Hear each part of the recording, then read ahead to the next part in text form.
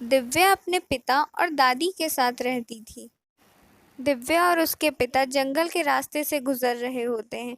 तभी उन्हें वहां अचानक से एक बड़ा सांप दिखाई देता है और वह सांप दिव्या को काटने ही चलता है। तभी उसके पिता ने उस सांप को तुरंत ही मार डाला।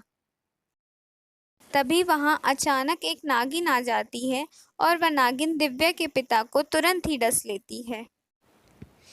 यह देखकर दिव्या बहुत जोर जोर से रोने लगती है।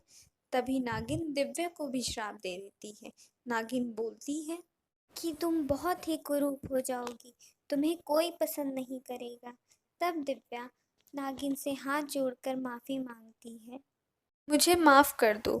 तब नागिन कहती है, मैं अपना श्राप तो वापस नहीं ले सकती, पर एक वरदान दे रही हूँ।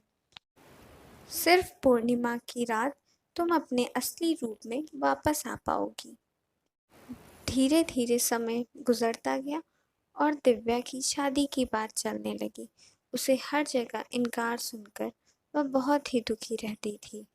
आज शाम को दिव्या को देखने के लिए लड़के वाले आ रहे थे। वह इसी बात को लेकर बहुत ही चिंता में थी, कहीं आज फिर से उसका रिश्ता होते होते न रह जाए। तभी अचानक दिव्या की दादी दिव्या को आवाज लगाकर बोलती हैं, दिव्या कहाँ है? एक काम बोला था वो भी नहीं हुआ तुमसे। चलो अच्छा तैयार हो जाओ, लड़के वाले आते ही होंगे देखने के लिए। दादी की बात सुनकर दिव्या अपने कमरे में तैयार होने के लिए जाती है। तभी उसे अपने श्राप के बारे में याद आता है। वह सोचती है अगर वो इस रूप में गई तो उसे कोई पसंद नहीं करेगा। तभी वह कुछ देर बाद बोलती है, आज तो पूर्णिमा की रात है, आज मैं अपने असली रूप में सबके सामने जा सकती हूँ। दिव्या तैयार होकर नीचे आ जाती है और वह बहुत सुंदर दिख रही होती है। दिव्या सतीश और उसकी भाभी को बेहद पसंद आती है।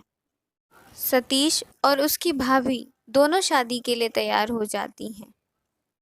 अब जल्द ही शादी की तारीख पक्की कर ली जाए।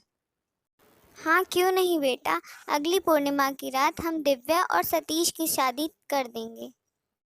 पूर्णिमा की रात दुल्हन बनकर दिव्या सतीश के घर आ जाती है। शादी की अगली सुबह जब सतीश उठता है तब वो अपने कमरे में दूसरी लड़की को देखकर बहुत हैरान हो जाता है और वो अपनी भाभी को जोर जोर से आवाज देता है। भाभी भाभी, ये मेरे कमरे में लड़की कौन है? तब सतीश की भाभी बोलती है, ए लड़की, कौन है तू और दिव्या कहाँ है? तब दिव्या अपने श्राप के बारे में सतीश और उसकी भाभी को बताती है। तब सतीश बोलता है, तुमने ये बात पहले क्यों नहीं बताई? धोखा क्यों दिया हमें?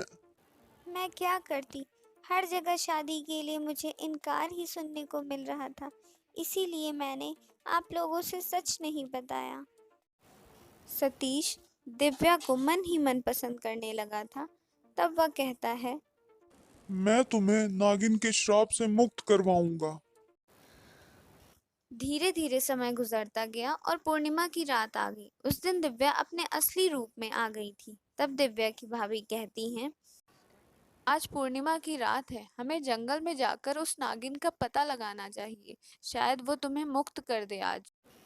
दिव्या और सतीश दोनों जंगल में उस नागिन की तलाश में जाते हैं। उन्हें वो नागिन उसी जगह पर मिलती है, पर वह कहती है, मैं तुम्हें इस श्राप से कभी मुक्त नहीं कर सकती। तुम नागलोक की रानी नागरानी के पास जाओ, वो तुम्हें इस श्राप से जरूर मुक्त कर देंगी। तब वो दोनों नागलोक की रानी नागरानी के पास जाते हैं। दिव्या नागरानी को अपने श्राप के बारे में सारी बात बताती है। हे नागलोक की रानी, मुझे माफ कर दीजिए और मुझे इस श्राप से मुक्त कर दीजिए। मुझे अपने इसी रूप में रहने का वरदान दीजिए। तुम्हारे श्राप का समय पूरा हो गया है, अब मैं तुम्हें इस श्राप से मुक्त करती हूँ। सतीश और दिव्या दोनों जंगल से वापस आ जाते हैं और वह दोनों खुशी खुशी अपने घर में रहने लगते हैं।